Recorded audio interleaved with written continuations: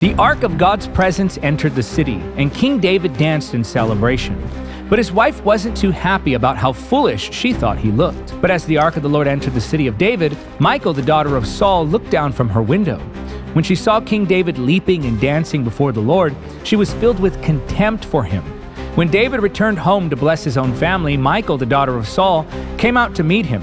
She said in disgust, "How distinguished the king of Israel looked today, shamelessly exposing himself to the servant girls like any vulgar person might do." David didn't apologize, back down, or attempt to adjust his attitude of praise. Instead, he doubled down. David retorted to Michal, "I was dancing before the Lord, who chose me above your father and all his family. He appointed me as the leader of Israel, the people of the Lord, so I celebrate before the Lord. Yes, and I am willing to look even more foolish than this, even to be humiliated in my own eyes." Historical context considered, we can still find a takeaway principle. Don't apologize for that which is holy, even if others think it looks foolish.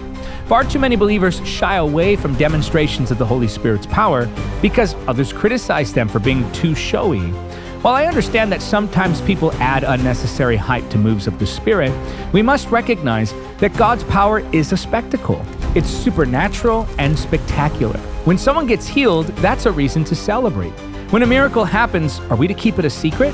When we feel God's presence and power, are we to just remain stoic just because some people have a personal preference for what makes them more acceptable to the world's intellect? When someone is delivered, should we just do a nice little golf clap so that we can be perceived as sophisticated?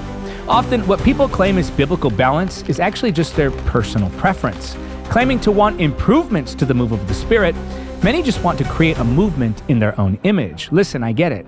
Sometimes what people call the Spirit is actually just the flesh, but we have to be aware of how subtle this is. Pastors and leaders especially, I encourage you, don't fall into this trap of stifling the move of the Spirit in the name of balance. You can be biblically grounded and filled with power. Balanced does not mean dull, lifeless, and powerless. The move of the Holy Spirit, the demonstration of His power, is loud, vibrant, wonderful, and perfectly offensive to the natural mind. So don't tone it down, raise the volume.